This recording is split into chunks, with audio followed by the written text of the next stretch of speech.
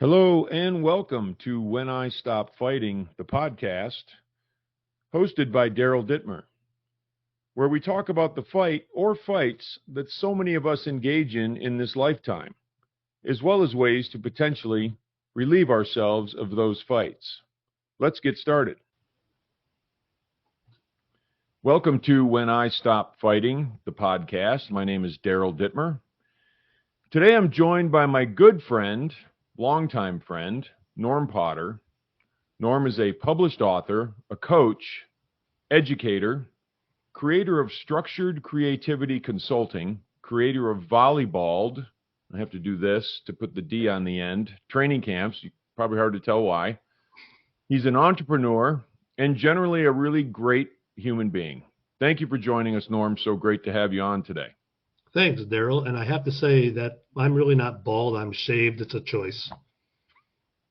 It's a choice. Well, I'll just have to say for my part, it got to the point where it felt like it wasn't a choice anymore because the tide was going out so darn far that, just it became a necessity. But anyway, so thanks so much for jumping on. I appreciate it. I appreciate you joining us. And, you and I have been friends for a long time. And since college, and that's almost 40 years. But, we've both gone sort of our own ways after school. And I know about your story and you know about my story to a certain extent, but we don't know, we've never really gone on a deep dive in terms of this kind of a discussion. So I'm excited to hear your story. I'm excited to hear, what happened since that time that we actually left college and, what brings you where you are now. Well, thanks for having me on. I do appreciate the time. And I love the podcast. I loved your book.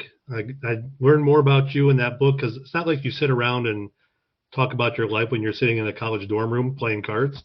So it was good to see a different side of you, just enjoyable overall to get a better picture of who you are. And as far as my life story goes, it is sort of in my book that I have there's something more called the solution-centered mindset. And I grew up in a family of 5 kids. I was the youngest of 5.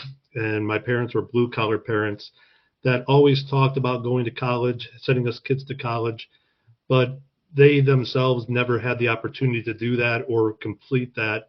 So it was just sort of what we did. It was sort of the steps that we were taking without much of a plan. I knew that I wanted to be an educator because of a teacher that I had in 8th grade, and she gave me the opportunity to do some teaching, some tutoring with some kids, and that really set my pathway to education. So in all these visits that I had, I ended up at Adrian College, and that's where our paths crossed. And I played football there, played a little bit of baseball, but really went there for the education program because I knew I wasn't going to go pro in any sport. So I figured I better get a real job background and make sure that we are trained properly. And education at that time at Adrian College, they were getting 100% job placement, so it really was a no-brainer. I get to play football for 4 more years and get ready for my teaching career. So it worked out really well. From there, I taught in my school that I did my student teaching in. I taught there for 8 years, and that was Blissfield, Michigan. And I still consider that one of my favorite schools of all time. That's sort of where I grew up as an educator. Then I went to Dundee as an administrator and a teacher, and then I went to Utah for a while, where I did some consulting and coaching at a college level as a volunteer assistant with a junior college, which was an amazing experience. Then I came back to Ohio in my consulting role and did some work at Spire Institute at that time. Now it's Spire Academy.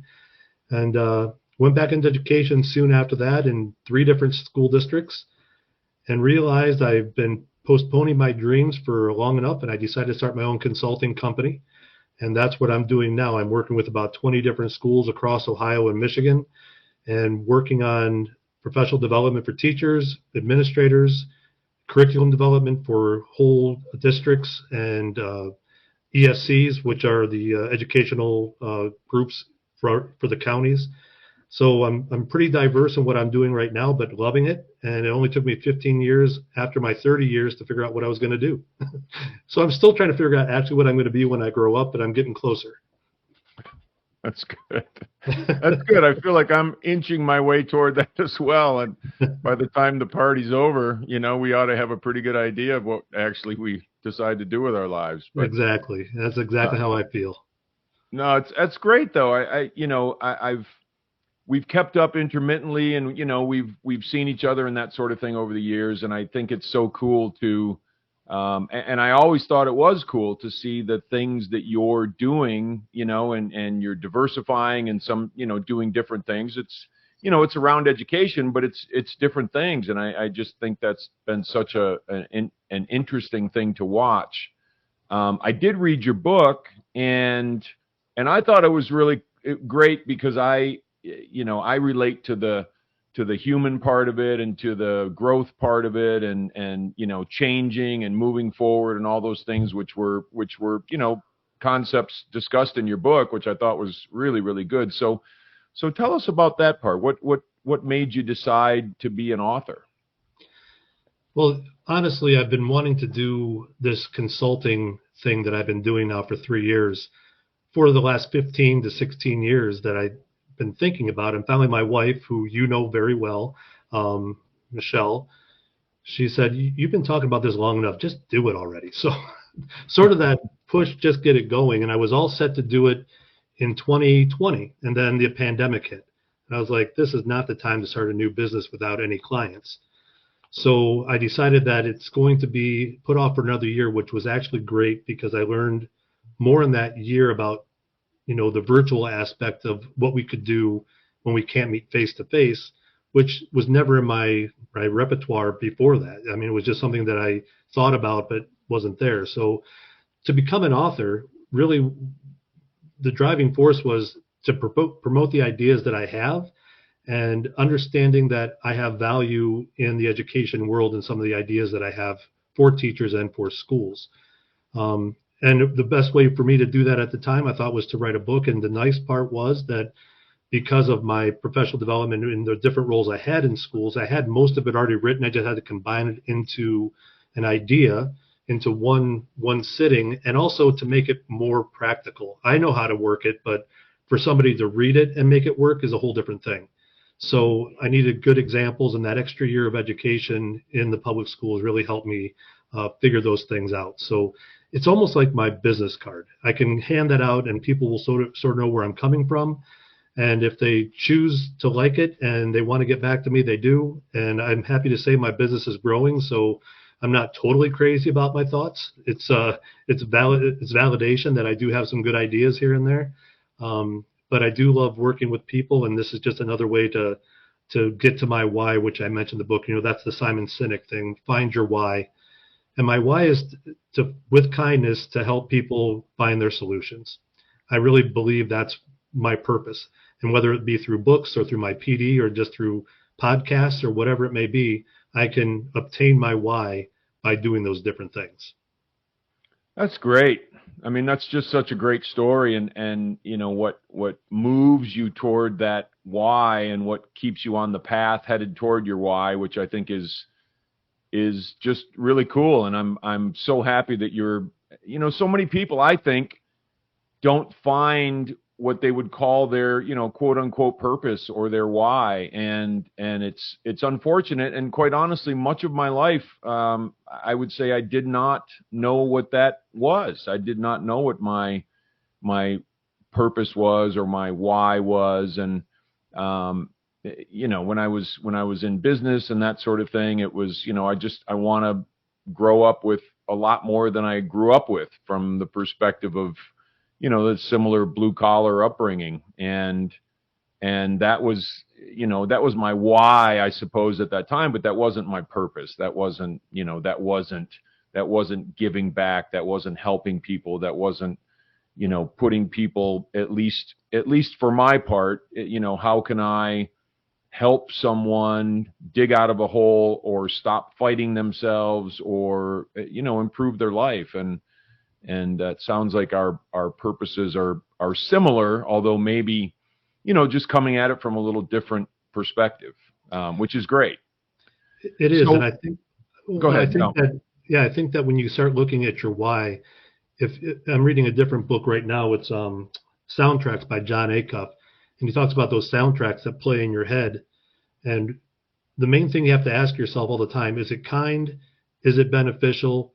And is it helpful? If you ask yourself those three things, and the answer is yes to all of them, then it's something you should be moving forward on. And that's exactly the reason that I'm doing what I'm doing now. Yeah, I think I applaud you. I think it's great, and I had no idea that that this was the road that you had taken in terms of just this is my decision. I'm going to be a consultant, and I'm going to do that. And I just think that's really really cool because there's an unknown aspect to it, right? Where you just don't know what the heck's going to happen, and the bills still got to get paid. Things still have to keep churning along from that perspective. So anybody who takes that step into an entrepreneurial venture, I wholeheartedly applaud. I think that's great. It was scary when you leave a secure job that you're comfortable in, and I think that was part of the reason why I was ready to move on. I was comfortable. I think that starting with no clients and no income and no real business sense whatsoever, it's a scary venture. But again, support from the family and support from people that I knew.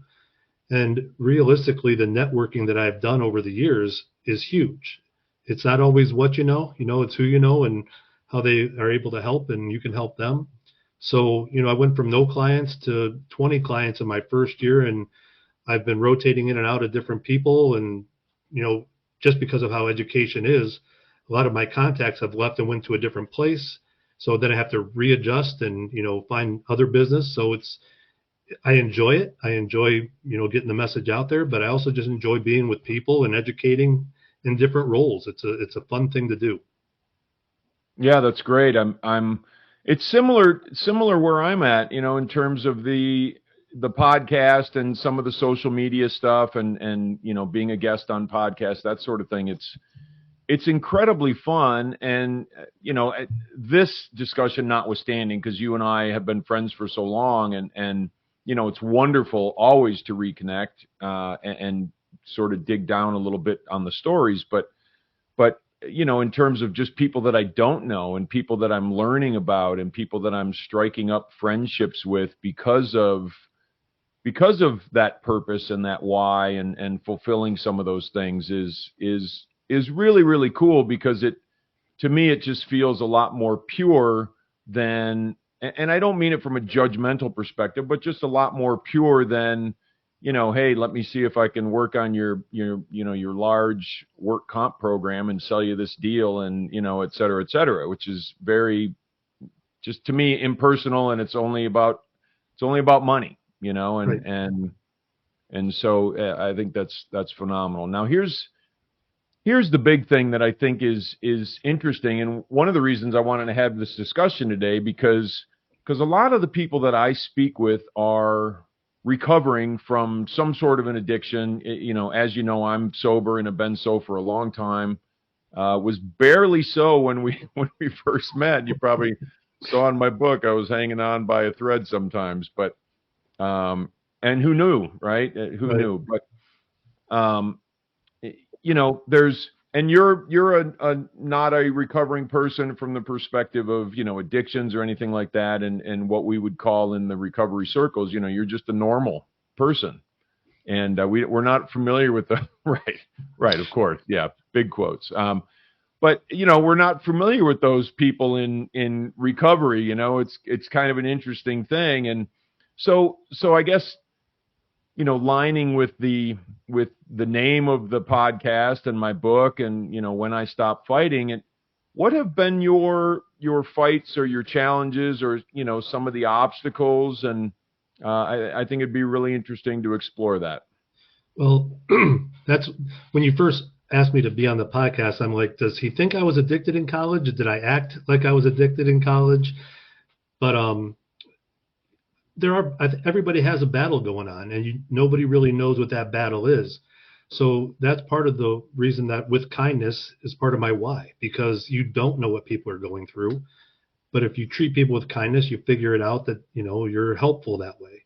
So my biggest enemy in this whole process has been my own mental health and my own belief in myself from day one. And it was, that started at a very early age. It wasn't something that I grew into, this insecurity of being, not who I present myself as. It really was a confidence issue from day one. And it just, even though I was good at things, I never felt like I was good enough and never felt I was worthy of things. So I always had that little voice in the back of my head saying, if something good's happened, it's going to be taken away. That's how it's going to be for you. That's just what your life is going to be. So every time I had something good happen, I almost would fight it off and say, no, this isn't going to work. And I would become insecure and become my own worst enemy through depression bouts and through, anxiety and things of that nature. I found things to cope, but still it wasn't until I started really thinking about my own idea, my own path of who I truly am, that I became comfortable with where I'm at now. And so I think I just got out of puberty like 3 months ago. So I had to go through that forever. And I think that once that left, I was able to be more rational in thought, and that really helped. But when you're a high school kid with no confidence and you're leaving the only place you've ever known growing up and going to a college, I was barely hanging on too mentally. It was not a good situation my first year there. And had no intention of coming back. So, it was one of those last minute things like, okay, I should probably stick this out. I'm going to be okay. But I still felt like I was a foreigner. I just didn't fit in really well. So my biggest enemy was my own mind. And that's a hard thing to battle because it's a constant voice. You never get a break from it. No matter what you do, that brain will doubt that you have actually done it and you've earned it. So I don't take compliments well. I never have. And that's part of it. It's just learning who you are and how you can deal with that, your own mental health and your own mental wealth, as I like to say sometimes, because if you do it right, it is mental wealth.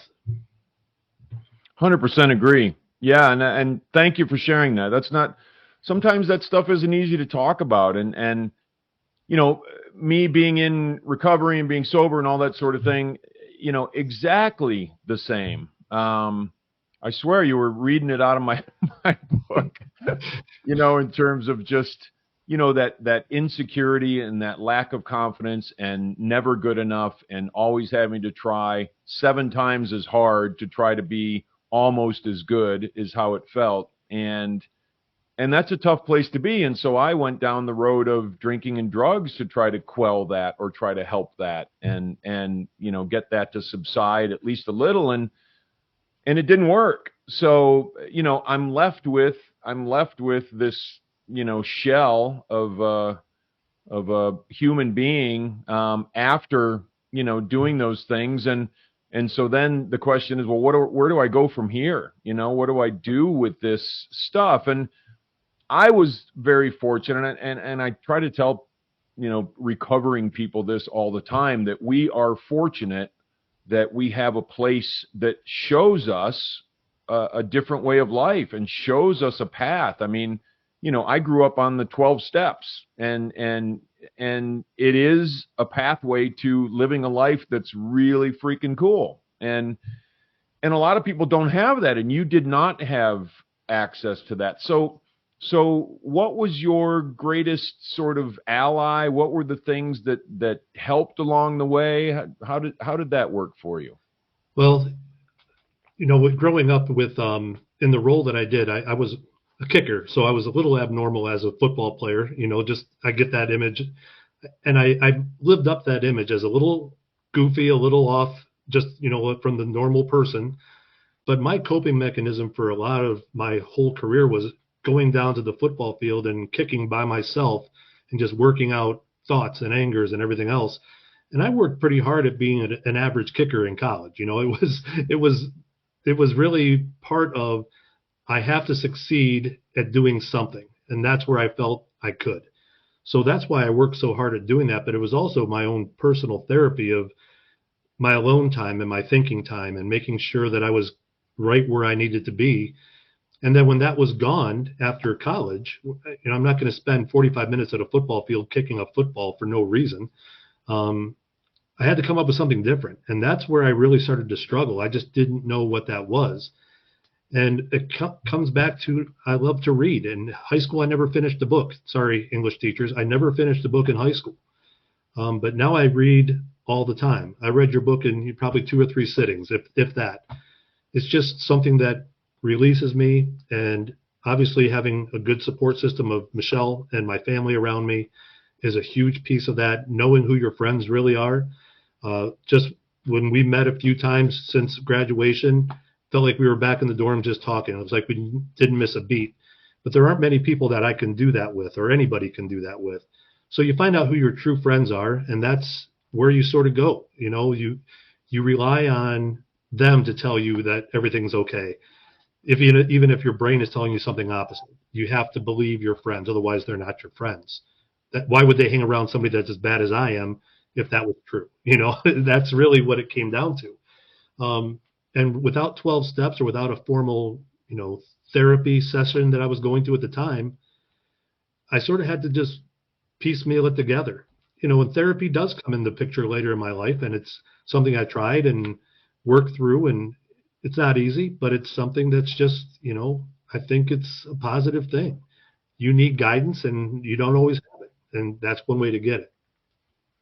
For sure. I've done that too. I had stints of seeing a therapist and just trying to work things out and just because as you read, just because somebody gets sober doesn't mean they have their head together or they have, it's sobriety is just getting rid of one of the major impediments to getting it together. So I like to say to, people, it's really is an opportunity. It is an opportunity to change the life and become our own advocate. And, I think that's interesting because there's no doubt in my mind that much of my life I was my own worst enemy. And, and that's just part of it, I think.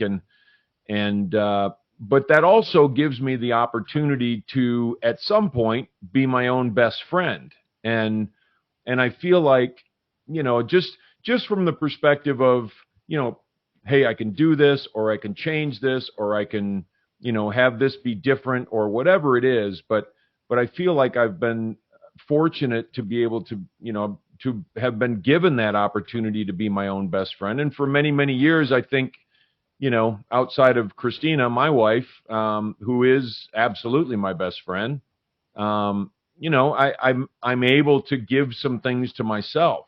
Have you found that's gotten a lot better for you? It has, and I love the word opportunity. I use that all the time. That these setbacks that in some people's minds are a setback, they are opportunities. I've learned from all those mistakes, all those nights of trying to think of who I am and what am I doing. Those are opportunities that you learn from, and to be able to compliment yourself on something that you are doing well, or recognize that you're doing good things. What a huge step forward. Because I don't care if this was me doing the work that I'm doing right now 20 years ago, it wouldn't have been enough. It wouldn't have been good enough. But I know that I'm making an impact on different people in different ways, meeting needs and being kind in the process. I am grateful that I have that opportunity to do that, and to be grateful that I'm grateful. That's a weird way of saying it, but it's true. And I wouldn't have done that 10 years ago, not even 10 years ago. That's, gratitude is such a huge thing in my life, and I for so long I was, interested in the whole business thing and trying to, make all that work, and then at some point in my life, I decided that, and I don't know how long ago this was, it had to be at least a couple decades ago, that my judgment of how my life is whether or not I wake up in the morning with a smile on my face. And that's what I want to do. That's what I want to accomplish. And gratitude is a huge part of that. Being grateful for Grateful for everything, really. I think as we go through more stuff, as it's tough when you're young, but when you're an adult and you're going through it, and it's a lot easier to see some of these hurdles and obstacles and difficulties. It's easier to see those as stepping stones as we get older, and very necessary, right, to our development. Well, and that's exactly what my solution-centered mindset is. We sort of know where we want to be. We want to be happy, but there's always these limiting factors that get in our way. And how we address those limiting factors, we have to identify them first. But once we identify them, what's our way of getting around them, or going over them? And that creates our unique pathway to that solution. So if happiness is your solution and your limitations are exactly the same as mine, which they could be, how we deal with that and how we create our path through them is going to be different. That's our uniqueness. So you sort of know where you want to be, but how do you get there? And that's the big question for a lot of people. They just see, I want to be happy, and don't know how to get there. Well, it's not just going to show up. You got to work at it. And that's a big part of what you talk about a lot, is that you're going to have to work to make this thing happen the way you want it to. It's not just going to be thrown at you. So you have to make sure that you're taking the right steps. And that's what that solution-centered mindset does. It just gives you that opportunity to look at the limitations and find your path to the known solution where you want to be. It's work, no doubt about it, but it's something that's obviously very worthwhile.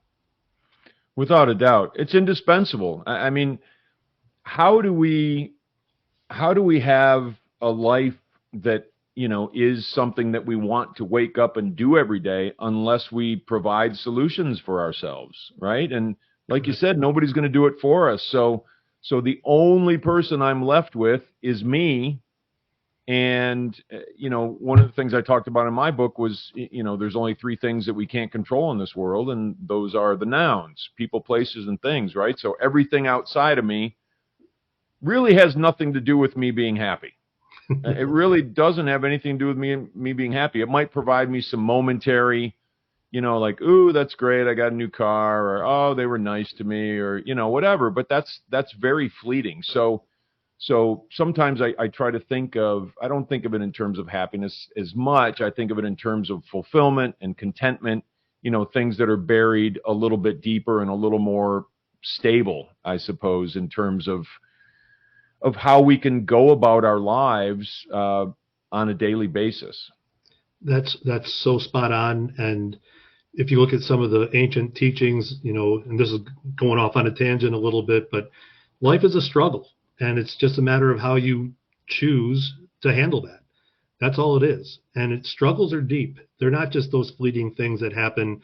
Oh, I dropped my coffee out of my Michigan mug or something. It's simply more than that. And how we deal with that is life. That's all it is. And if you gain that fulfillment in the process, you're right on the right path. 100%.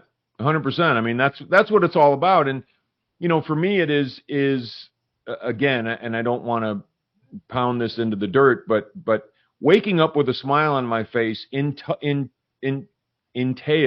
I can say that, it was easy for me to say, entails how I treat my body, how I treat my mind, how I treat my heart, and how I treat my soul. It's an entire, it's comprehensive. It's something that, there's a synergy to how we treat ourselves in all of those areas. And that's the journey for me. That's what takes the exploration. You mentioned, sort of ancient teachings. I've studied that kind of stuff for a long, long time. And that's where I draw so much of my, just way of seeing the world from. And it's really helpful to be able to explore those things. And not that those things necessarily fix us or heal us or anything like that, but it gives us mile markers. It gives us ideas. It gives us things to refer back to. I swear for a long time in just starting into my 20s and 30s, I would think back, something would hit me and I'd say, wow, that makes sense. It finally makes sense. I finally understand that. And it was a seed that might have been planted 15 years ago, and so that's how we plant the seeds, right? We explore and we learn and we, continue to try to figure out this thing called life. And at some point, I think if we do the work, it will definitely click. 100% agree. And I think the more that you expose yourself to different ideas and different people, the more you have to pull from. Even if they are total jerks, you're going to learn something, and everything's a learning experience. So if you're able to transfer that information into what you need to be who you were designed to be, you have to take as much in as possible and learn from it. And that's why I talk a lot less than I used to, because I'm actually listening for the first time in many, many years. And that's because I need to learn. I'm constantly learning from everybody I interact with. And even when I joined a few of your podcast a couple of weeks ago, I learned things that I didn't know. And it was me just being a fly on the wall, listening to what's going on with other people. People are wise. You just have to pick and choose how to use it for your own self. Yeah, no, that's great. That's such a great insight, and so important to realize. And I think that's a sign of just, maturity. And I don't mean that from an age perspective. I just mean that more from from a soul perspective. We can see and examine what the world has to teach us, and what's the world full of. I mean, we got nature and we got people, right? So that's what's going to teach us these things. And so many times I can't imagine how many times I've been taught something, or somebody said something, and it just caught my ear. And I would have said, if that person was going to sit down and try to teach me something, I may not listen. But if they, if something just happens and I hear something, and it's amazing how that can integrate and just put me in a position where that's another one of those seeds that gets planted, that can take root and grow and move me and change me at some point in time. We're running a little short on time, so I wanted to ask, if you were going to offer advice to someone who is starting on a journey of living, of changing, of maybe they're, thinking about an entrepreneurial venture or taking some kind of a risk, or what would your advice be to that person? Take the step. Take your first step in that direction. Learn as much as you can from anybody that will talk to you about it. Reach out to all your networking. Again, connections are huge. And the more you can gather information and make it your own, the better off you're going to be. So step one is to recognize what you need to do, and then go to people you trust, go to people that you marvel at. You mention it all the time in your podcast, in your books, in your book about, you have to talk to these people because they are the experts. And if you want to live like them, listen to them. You have to make sure that you're emulating behaviors that get people where they want to go. And if you don't know what those are because you've grown up in a different way, then you got to learn. So as an educator, I always say, lifelong learning is so important, and it's so true. If you want to stay important enough to stay on a podcast with your friend, but also just to find that fulfillment. So find those people that you want to emulate and talk with them. Listen to them more than you talk. This way you can pick things up. But honestly, it's just taking that first step towards that scary, angry spot. You're not sure where you're going. And it's just a matter of taking that step and seeing what happens and adjusting when it comes. That's life. Yeah, it absolutely is. And one of the things I saw earlier today, I think it was, and I don't mean this in a difficult or tough way, but we're either growing or we're not. We're either growing towards something or we're just kind of rolling along. And to be growing towards something is just so much more fulfilling and so much more wonderful in terms of the experience, even though in many ways it's a more difficult path, but it's also an incredibly fulfilling path. So thank you for sharing that, Norm. Not a problem. The first step is, to take that step is just so crucial. So how do we find you? How do we find your work? If we'd like to connect, I'd love to have you Tell us where to find yourself. So I do have a website, structuredcreativityconsulting.com. I know, I can't get it any shorter than that, but that's what it is. I am on Facebook. I am on LinkedIn, and I'm on X. So I can be found there. I think I'm Potter_Norm on Twitter, X, whatever it's called. And then you can email me. No ego problem here, but it's norm@normpotter.com. Wonderful. Yeah, thank you. Thank you, Norm. I appreciate you sharing with us, and I appreciate, us having this conversation. It may be a conversation that otherwise we never would have had, and happy to have it, and I'm sure we'll be doing this again in the not too distant future. So thank you again. I would love that, and I got to say, two country boys talking philosophy is pretty fun. It's not bad, is it? Right? No, it's not. All we need is a goat and a bale of hay, and we're all set. All right. Thank you, Norm. I appreciate it, man. We'll talk to you soon. Thanks, Daryl. All right.